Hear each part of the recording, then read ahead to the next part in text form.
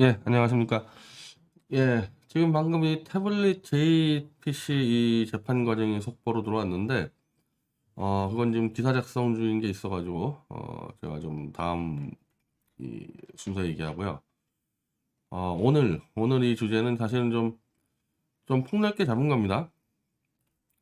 지금 사실 이 조중동을 중심으로 한 이 윤석열 비호 찬양 관련해서 주로 조영환 올인방송 대표가 이제 매일 이 방송으로 많이 소개를 하는데 정말 참 역겨울 정도의 비화 찬양을 하고 있어요.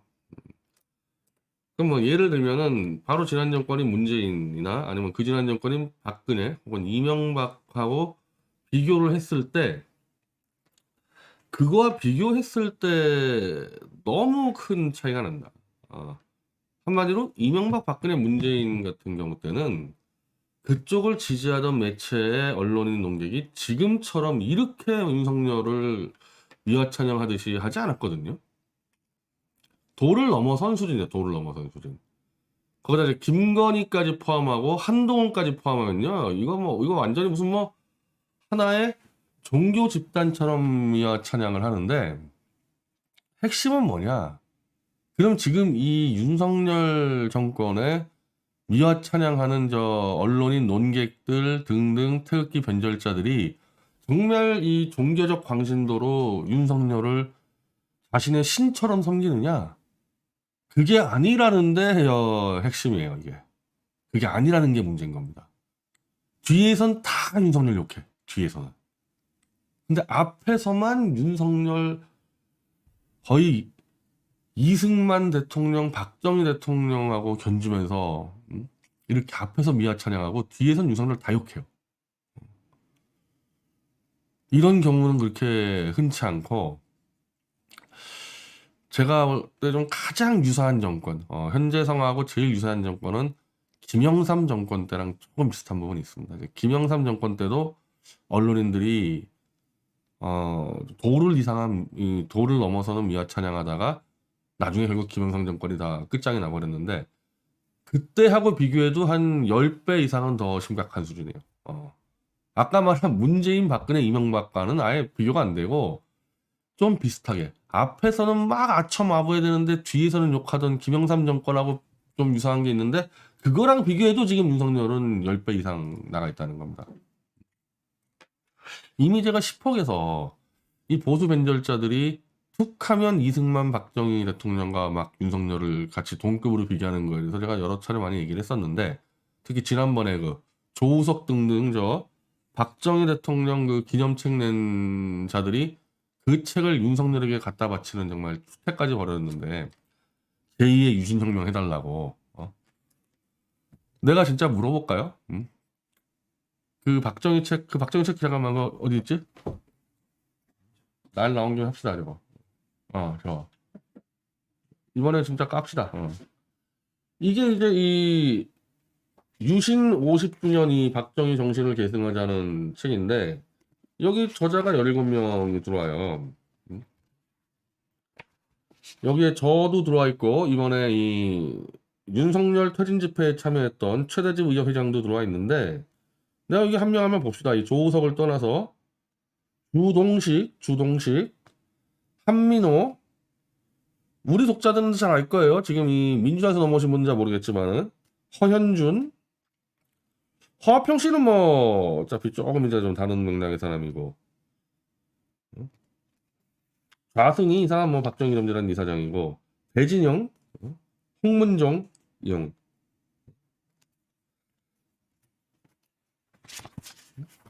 제가 뭐 대부분 한 7, 80% 아는 분들인데 꽤나 이제 페이스북 이런 데서 윤석열에 대해 아첨하고 아부하는 글들을 쓰는 사람들이 좀 보이는데 사석에서도 과연 이 사람들이 윤석열을 그렇게 존경할까?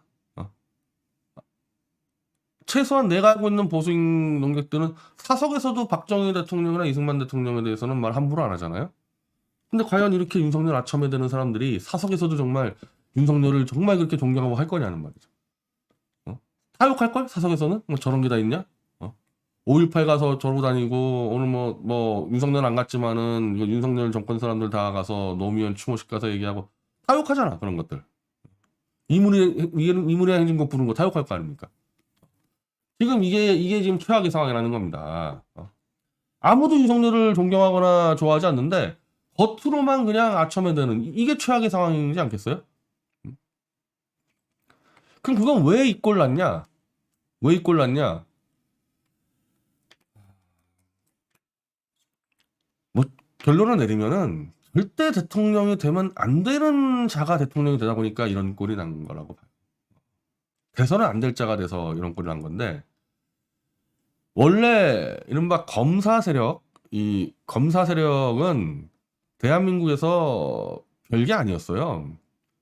그러니까 일단 이 공안 수사 관련해서는 국가정보원, 과거에 중정하고 경찰 공안부가 다 처리하고 지금의 마치 검수한방 얘기하듯이 이른바 노태우 정권 때까지만 하더라도 공안 관련 이 중요 수사들은 국정원하고 경찰 공안부가 다 하고 검사는 그거 받아서 기소만 하는 지금 그 검수한박이 원래 그거 아닙니까? 검사는 그냥 기소만 하는 정도에 불과했던 겁니다. 근데 이제 김영삼 정권 때 이른바 군부도 숙청하고 이제 이 국정원 중정도 숙청을 하고 경찰 공안부도 숙청하는 과정에서 자연스럽게 그 숙청을 할 때 검사들의 이 칼을 쓴 거죠, 김영삼이. 그래서 그때 칼을 쓴 어용검사 1호가 홍준표예요. 홍준표가 박철원을 치면서 증인을 날조해가지고 박철원을 쳤거든요. 그래가지고 홍준표가 김영삼한테 기원 받아가지고 정계 데뷔한 거 아닙니까? 그리고 그 밑에 있던 홍준표 이제 후배들도 나도 한번 조작 수사해가지고 한번 출세해봐야지. 그때부터 검사들의 이 국회 진출이 막 늘기 시작한 거거든요, 그때부터. 그래서 이제 권력 관계가 역전이 되는 거지. 검찰과 국정원보다 이제 검사들의 권력이 역전이 되고, 그러면서 이제 검사들이 사건 수사, 특히 정치적 사건들 혹은 또 이제 뭐 재벌 같은 사건들을 이제 다루면서 거기서 봐줄 놈 봐주고 칠 놈 치면서 자기들이 정치하면서 계속해서 이제 검사들의 권력이 늘어났다가 결정적으로 박 대통령 탄핵 때, 박 대통령 탄핵 때 탄핵을 시키려면 무조건 조작 날조를 할 수 있는 검사들이 필요했죠. 왜? 박근혜 대통령이나 최서원은 뇌물을 받은 게 없으니까. 자, 우리 여기까지 갑시다. 제가 윤석열 전인 집회 때 민주당 지지층한테 왔을 때 우리는 그 태블릿 PC 조작까지는 같이 가자. 그래서 그 다음에 문제들 같은 경우는 이제 각자 갈 길 찾아서 서로 경쟁하거나 협력하면 되는 건데 이 부분까지는 우리 인정하자는 겁니다. 박근혜 대통령이나 최서원이나 뇌물을 받거나 돈을 받아가지고 재산이 증식된 게 없어요. 이거는 평가가 아니라 사실이니까. 박 대통령하고 최서원이 대기업을 등쳐가지고 600억, 700억을 해먹었으면은 박 대통령하고 최서원 재산이 증식됐어야 할 거 아닙니까? 재산이 는 게 하나도 없어. 한마디로 안 받았어요, 돈을. 10원 한 장 안 받았습니다. 박근혜 대통령도 안 받았고 최서원도 안 받았어요. 자, 그런 상태에서 탄핵을 가야 되니까 그럼 이거를 뇌물로 조작을 할 만한 검사들이 필요한데 대한민국의 2,000명 검사 중에서 대통령을 탄핵시키고 감옥 보내는데 증거 조작을 할 만한 정말 파렴치하고 애국심은 전혀 없고 오직 출세만을 위해서 모든 조작을 할 수 있는 그런 검사는 윤석열과 한동훈 두 명이 딱이었다. 그래서 그 둘이 선택된 겁니다. 그리고 둘이 제4부 특검 제4부가 뭐냐? 삼성하고 박 대통령을 뇌물로 엮는 조작 날조의 핵심 팀이에요.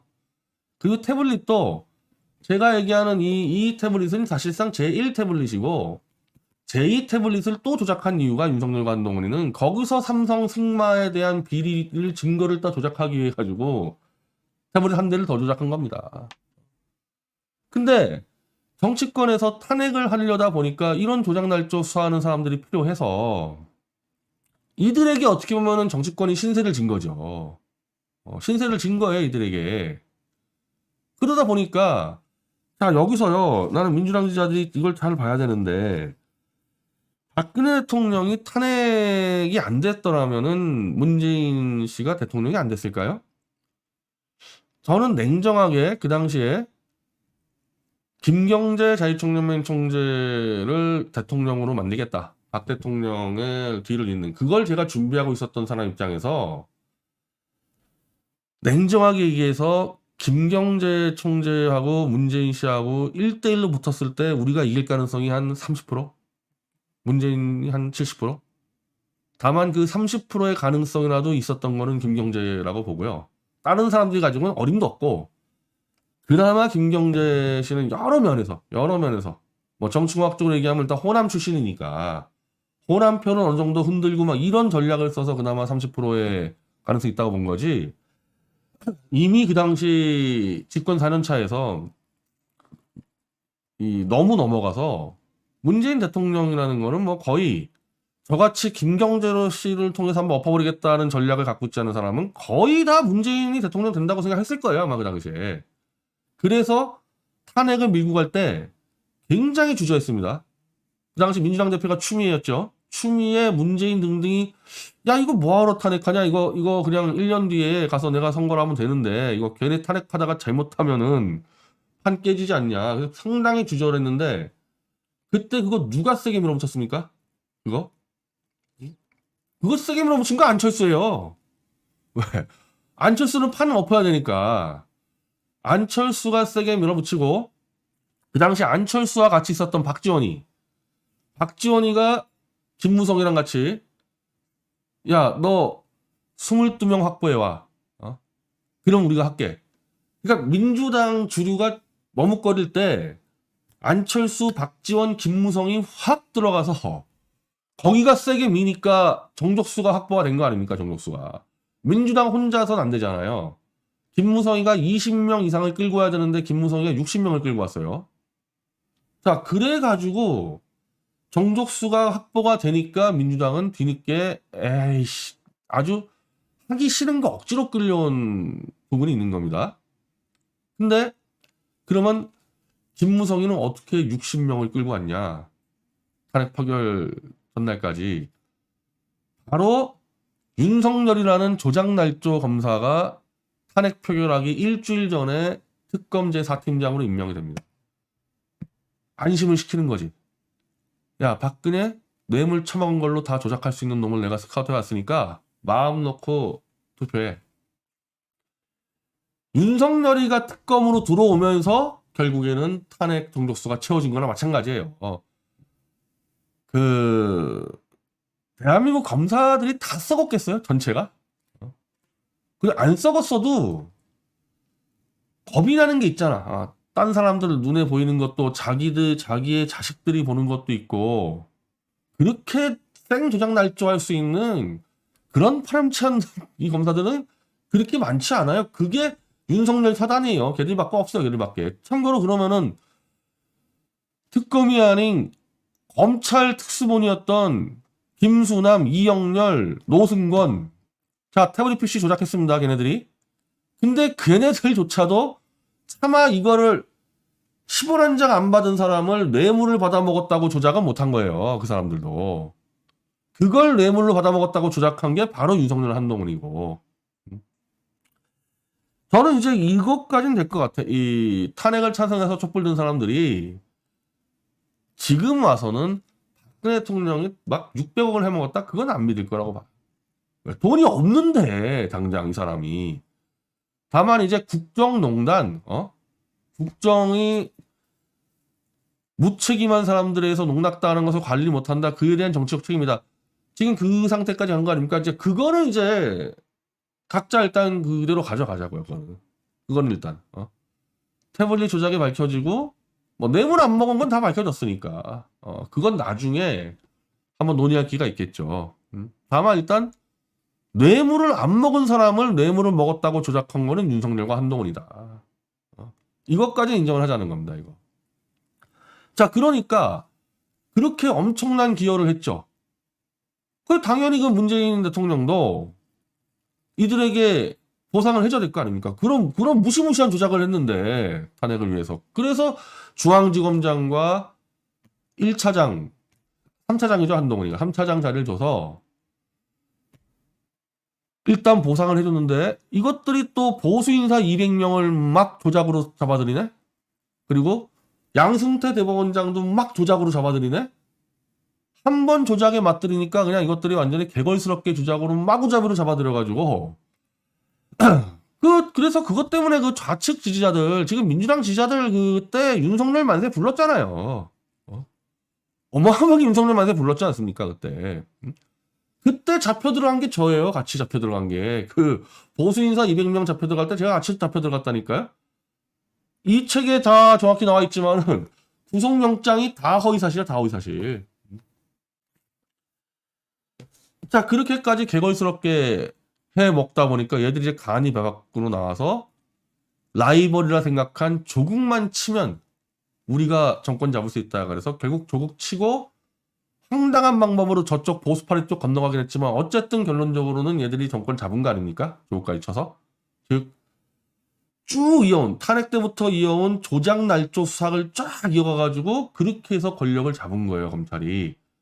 근데 이거를 얘네들 뿐이 아니라 YS 때부터 이어온 검사들의 이 조작 날조 수사, 편파 수사, 그리고 어용 행태들을 쭉 보면 결국 뭐냐. 국정원과 경찰의 권력이 약해지면서 정치권이 검찰을 이용해서 장난치다가 결국 정치권이 검찰에게 먹혀버린 상황이 벌어진 겁니다. 이거. 검찰의 이빨을 뽑았어야 되는데 그 이빨로 남들 치고 다니다가 결국 자기들이 이제 물리고 이 절대 권력을 잡을 자격도 없고 잡아서 안 되는 조작 날조 검사들이 이제 정권까지 잡게 된 상황이 된 거예요. 이번에 최대집 의사회장이 윤석열이는 유영철, 연쇄살인마 유영철보다도 더 나쁜 범죄자다. 그 얘기는 뭐냐? 어떠한 사건이 들어가면은 검사는 공명정대하게 시시비를 가려줘야 되는데 출세를 위해서 죄 없는 사람의 증거를 조작해서 감옥에 쳐넣는다는 거는 의사 입장에서 볼 때는 환자가 들어왔는데 최대집 회장 입장에서는 환자가 예를 들면 꼴 보기 싫은 좌익 환자가 들어왔어. 좌익 환자 들어왔다고 수술용 메스로 그냥 난도질해버린 거랑 똑같은 거다. 검사가 그 짓 했는 거는. 그 조작 날조하는 검사는 나쁜 검사가 아니라 연쇄살인마 유영철보다 더 나쁜 범죄자고 실제로 우리는 그렇게 윤석열과 한동훈을 우리는 그렇게 처벌하겠다. 나중에 나중에 특별법을 만들든 특별 재판부를 만들든 혁명 재판부를 만들든 우리는 반드시 윤석열과 한동훈이를 끝장을 내겠다. 사형 선고까지 내리겠다. 필요하면은 그 정도의 범죄라는 거예요. 지금 윤석열과 한동훈이 저지른 범죄는. 자, 그럼 그런 범죄를 저지른 검사들이 정권 잡았으니까 이게 이 정권이 얼마나 취약하겠어요. 이게 얼마나. 사실상 불법 쿠데타로 잡은 거랑 똑같거든요. 불법 쿠데타나 불법 혁명.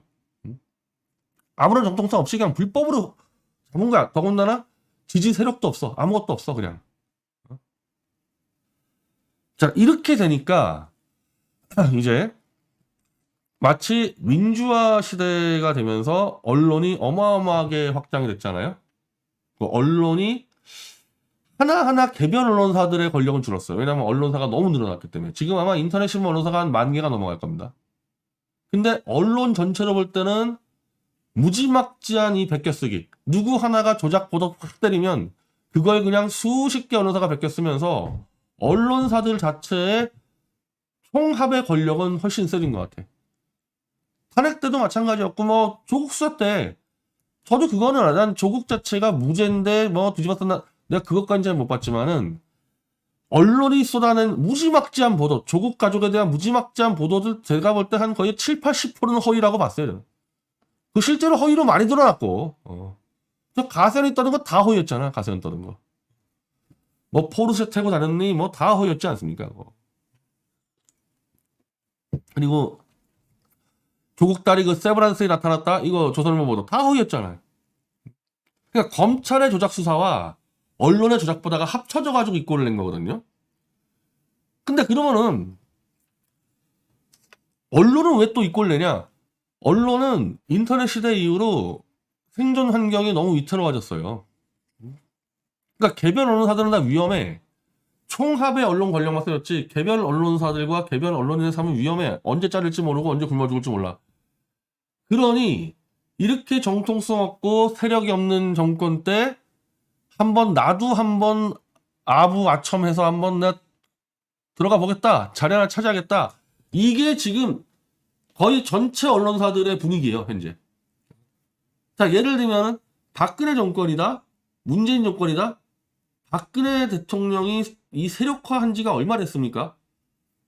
이분이 정치에 나온 게 98년도에 나와가지고 당대표를 했죠. 비대위원장을 했죠. 대선을 출마했지. 그러니 그 과정에서 얼마나 많은 박근혜 이른바 친박 세력이 쫙 또아리 틀었겠어요. 이게 나중에 문제가 됐는데 어쨌든 박근혜 대통령 같은 경우 그러니까 포진이 돼 있는 거야. 집권하면. 그거하고 비슷한 사람이 문재인. 두 번째 대통령 들어왔기 때문에 문재인 씨도 더군다나 노무현 때 또 비서실장이었지 이미 라인업이 짜 있어. 웬만한 언론사들이 아무리 아부아첨해도 자리가 안 나요. 반면에 윤석열이네는 지금 텅텅 비었어요. 텅텅 비었어. 내가 볼 때 저 공기업 인사들이 쉽지 않을 거야. 텅텅 비어 있습니다. 어떻게 해서 자기 아는 검사, 술친구 검사만 갖다 꽂아놓고 해도 텅텅 비어. 그러니까 조금만 더 윤석열에게 잘 보이고 윤석열에게 충성하는 칼럼만 쓰면은 나 한 자리 주겠지. 그게 경쟁이 벌어지는 거죠, 언론사 전체가. 특히 조중동. 조중동도 위험하니까. 여기서 나 한 자리 자꾸 나갈래 해가지고 어용 언론들이 지금 판을 치는 겁니다. 어용 검사, 어용 언론 판을 치는 거예요. 이건 나중에 혁명재판부를 통해서 윤석열과 한동훈을 사형을 시킨다 하더라도 이놈들 검사, 이 검찰, 언론 전체 구조조정해야 돼 이거 지금. 그러니까 지금 정권은 한마디로 썩어빠진 조작검사와 썩어빠진 조작 언론의 정권이에요. 그래서 밖으로 보여지는 기사를 우리가 보면 돌아버리는 거죠. 그냥 돌아버릴 정도로 역겨운 아부성 기사가 지금 판을 치는 거죠. 오늘